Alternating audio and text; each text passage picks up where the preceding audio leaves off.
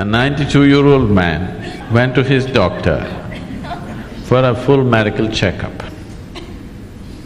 The doctor checked him up and he said, "Hey old boy, for your age you're doing great, everything is just fine with you."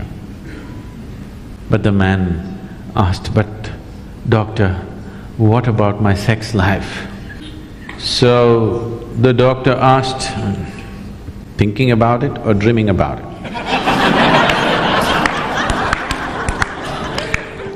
The more you try not to think about something, the more you will think about it. That's the nature of the mind. So there are many reasons why one indulges in sex. For some, it is just pleasure. For some, it is a way of building this bond and companionship. Otherwise, people feel they're going away from each other. They may be just fine, but a lot of people, it is psyched in their mind that if they're not sexually involved, they're actually moving away. Not true. You can be very close to somebody and need not be involved in any physical manner, isn't it? But societies are psyching, especially in this part of the world, people are hugely psyched. If there is no sexuality, you don't really have a relationship. In fact, the word relationship, it took me some time to understand that here, if you say a relationship, you're supposed to understand it's sex-based relationship. Nothing else is a relationship. If I can have a very strong relationship with you and not be concerned about your body, isn't it? I may not be drawn to your body in any way, but I can have a very powerful relationship with you. But all those possibilities are completely discounted. A relationship means you must be in some way physically involved, man, woman, or man, woman, woman, whatever you like. Essentially, it's body-based. What kind of body is individual choices, but essentially it is body-based. This has happened because somewhere our identification in the body has gone beyond normal levels of identity. It is excessive identification with the body. That is why body-based relationships have become the crux of the society. One who is too identified with your physical body naturally is sex-driven, because that is the highest thing that he knows. There are ways we can make you find something which is far bigger than this. Once you taste something better, I don't have to tell you, give this up or give that up, it'll anyway fall off, isn't it? There are ways to do certain sadhana which is more intense than sexuality, which is more ecstatic than sexuality. On one level, if you look at it, all dimensions of yoga, one way or the other, are ultimately trying to activate the pineal. Because once it begins its secretion, everything about you becomes sweet and beautiful. It creates a whole inner pleasure, which makes all the outer pleasures look like kindergarten stuff. That's the reason yogis are just sitting with eyes closed, not because they're against pleasure, they're against small pleasures, that's all. So the Shambhavi, one thing that's happening is, it stimulates the pineal secretion in a big way, which leaves you drenched in a certain level of sweetness throughout the day. It just leaves you in a certain state of ecstasy and blissfulness because the pineal gland is active. This is one aspect of your physiology which is very close to your consciousness. The rest of the physiology is about survival, but pineal gland is one aspect of your physiology which is very, very close to transcending the physical. In the yogic traditions, this sweetness is referred to as amrita or the ambrosia or the elixir of life.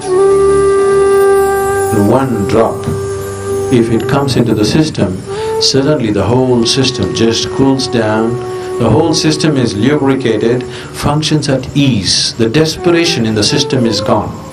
The desperation in the mind is gone.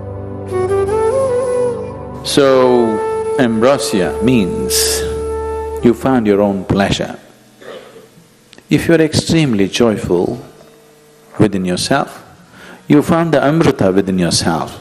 You're an extreme state of pleasantness. Now, being with people, not anymore about squeezing pleasure out of them. Being with people is just being with them. Only now you're truly capable of love. Otherwise, it is just an open sesame trick.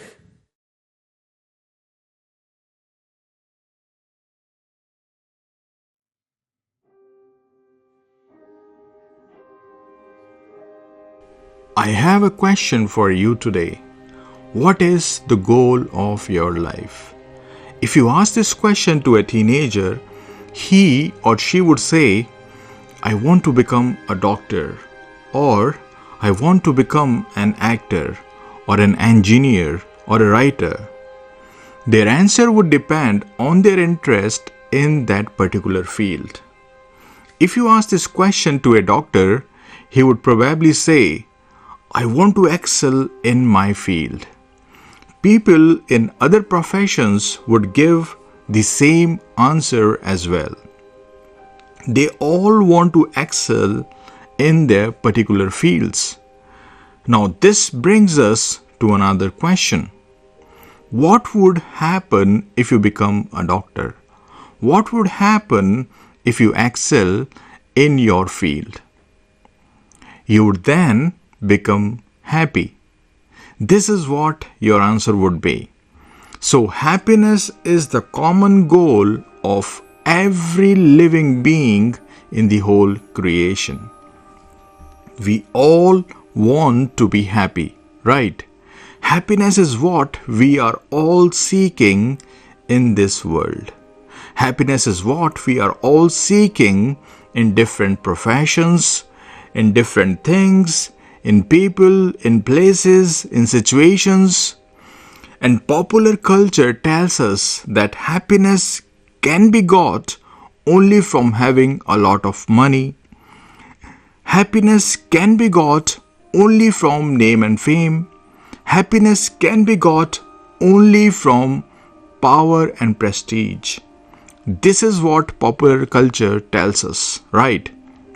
But this is so wrong. Had it really been so, then people who already have all those things would be found happy. But do you really think they are happy? Have a look at the lives of current billionaires and see for yourself how happy they are.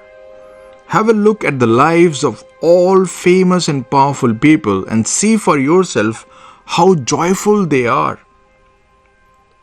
If you have a close look, if you keenly observe such people, you'll find that true happiness can never be got from money.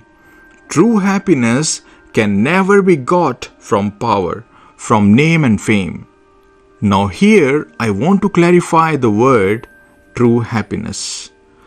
The happiness that you experience through the senses is ephemeral. It is transient, it is temporary, it doesn't last long. You eat a chocolate, how long do you remain happy? You drive your new car, you just bought a new iPhone. You just got promoted to a higher position in your job.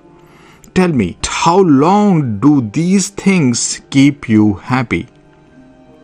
So this is the nature of happiness that this world is capable of giving you. But true happiness has a totally different nature. It is actually quite opposite. Yo vai bhuma tat sukham na alpe sukhamasti, says Chandogya Upanishad. It means the infinite is the source of happiness. There can be no happiness in finite. So the nature of true happiness is infinite, which means it lasts forever.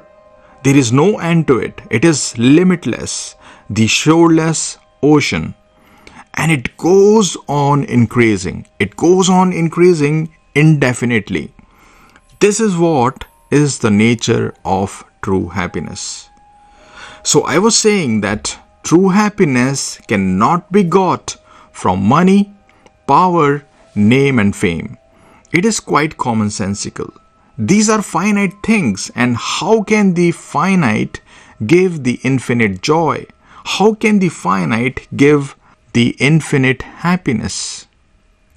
Now the question arises, if the true happiness cannot be experienced in finite things, if true happiness is not in the world, then where to look for it? Where can the true happiness be found? This is the greatest mystery. But scriptures and saints unravel this mystery. They say that true happiness can be found right here, right now. Not there, right here. Not tomorrow, not in the future, but right now. It is to be found within you as you. Yes, you yourself are that happiness. Happiness is the very stuff your whole being is made of. You are the divine, conscious, joyful being. Now I can hear many of you say, "Oh, but if my nature is really happiness, then why do I not feel it? Why do I not experience it?"